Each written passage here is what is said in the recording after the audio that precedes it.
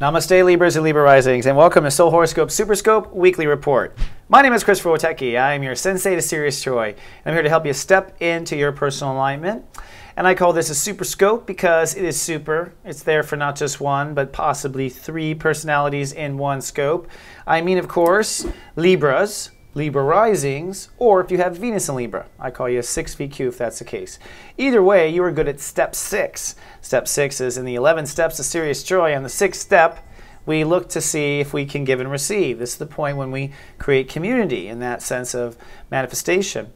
So the Libras actually are making some major profound changes in their part of creation by choosing different people or different ways to give and receive. That is what the Sun in Aries is all about. The Libra is deciding how relationships will now be.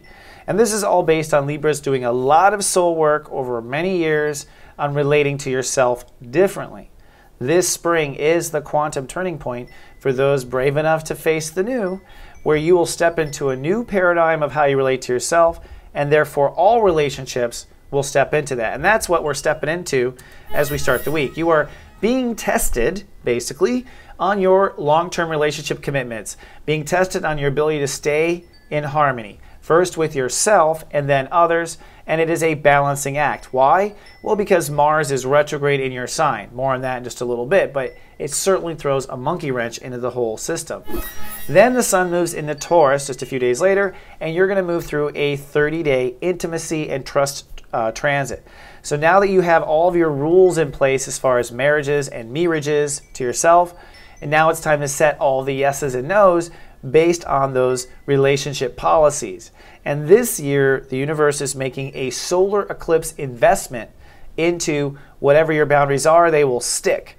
In fact, I argue God will slap you on the back, and these will be your sex and trust intimacy boundaries probably until 2022.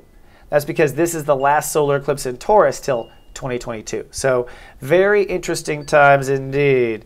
All right, so reviewing. We have a grand cross in the sky. This means a major tug of war between 4 points of our life. In your case, the points are Uranus and Aries is you must go up now with relationships, right? Uranus is always going up. Those rings are pointing where you're supposed to go.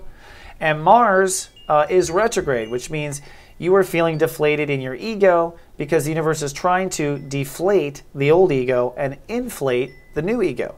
But the new ego cannot inflate until the relationships have shifted. So this is the, damned if we do, damned if we don't paradox. Then north-south, Pluto versus Cancer here. Pluto in Capricorn is the part that's pushing for you to build a new emotional foundation. And this is, I think, probably where a lot of the quiet construction is. Libras were not founded on their own foundation. They were founded on their families or their sisters or their husbands or wives, but they were never founded on their own. And so Pluto in Capricorn says, time for you to build that emotional foundation. But strangely and ironically enough, Jupiter in Cancer is pushing for your career to grow, grow, grow. And that ultimately is what's pushing all of this to go. So this is a time where I say, actually, focus emotionally on being there for yourself in your career. That's the focal point. Then last week, we had a lunar eclipse, would hit you right in the higher ego at 25 degrees. So I'm wondering how Libras were. Were you bruised? Did you get egg on your face? Or did you have a little magic moment where you realized you were going to be the next, winner, next week's sweepstakes, or the next princess to win the contest? That fantasy moment. I'm wondering what the lunar eclipse was.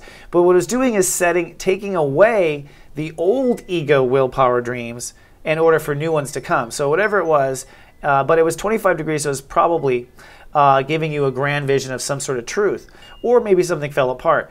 Either way, it should have given you more freedom to step into the type of relationships that you want, because you can let go of some sort of ego's desire. And that's what this week is. And as we wrap up, this is about holding true to whatever that new vision of your relationships was and is and will be. So on Saturday and Sunday, you are basically be careful. Your mind will be hyperactive, and so will your mouth. all right? But you want to be conscious and just be good to yourself because you're really being tested on your relationships. And so you want to be there for yourself and everything you've learned Saturday and Sunday as the moon is testing you, as you're being tested on relationships in general. And you're holding space for that vision quest. Then the sun moves into Taurus, and so now it moves into trust and vulnerability issues, and the moon moves into Capricorn, and so now it moves into home and family. So whatever nesting you have done, this is actually the beginning of what I call a vortex that's going to open up. So you're going to feel kind of grounded, lose some energy, and what you're doing is you're feeling kind of out what you can trust and what you can't trust. But what's interesting is it's somewhere between Tuesday and Thursday when we have a Uranus breakdown that I argue a portal will open up, a vision. And this vision will probably be a bit of a glimpse of where you will be in society next. So this is a kind of a cosmic portal. And I've made a little slide to show you how it works. Going up in space, what's going to happen is there will be a period of time where Uranus, Mars, Jupiter, and Pluto are all at 13 degrees. Now Uranus and Jupiter are direct, and Mars and Pluto are retrograde. This is actually all pushing cosmically towards a magical point in Leo, which is your place of society. Not just a magical point, but the breakthrough point too. Now the moon moves in Aquarius after it strums your emotions, and that's your inner child. And when the moon lights up your inner child, I think some dream will open up. It's also supported by a grand trine of water underneath, and this is kind of like a vision, if you will, with the sun at 2 degrees. Now this will probably reveal that you have to make a lot of changes, but it will also probably reveal what you need to do for the solar eclipse on April 29th, because on April 29th, this eclipse will be a new profound trust in yourself, a new profound trust in yourself. So I think with this whole kind of portal and everything opening up is you will suddenly see how all 4 points of that grid relax. That's what the portal is like, if my marriage and ego and career and home and family, if it all relaxes, what really is? And that kind of energetically is a vision quest of, I will be this person in society. From there, you feel that from the emotions of the inner child opening up. From there, I believe, you get an emotional feeling of where boundaries are going to need to change, much earlier than the actual eclipse, which will seal the deal on the 29th. So it's a very powerful moment. Mostly, I say, pay attention to the types of imaginations, the dreams, the things you have, because there's a lot of deep seed planting. So Wednesday, the moon moves into Aquarius. It comes out of that emotional vulnerability into the inner child, and this is where you have some sort of inner child breakdown or breakthrough. Could be either. Could be a vision quest if this is what you want. Could be a breakdown of I want something now.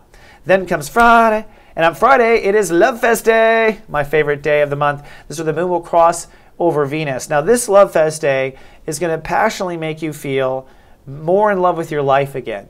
I believe you will feel in love with your life again. You'll be like, I'm starting to love my life. I'm starting to love where it's going. I'm starting to love being alive again. And this is also consequently an inner faith builder as a result of that. So tell everyone you love that you love them on Love Fest Day. So this week, to wrap up, it's a test of strength to your partnerships and your commitments.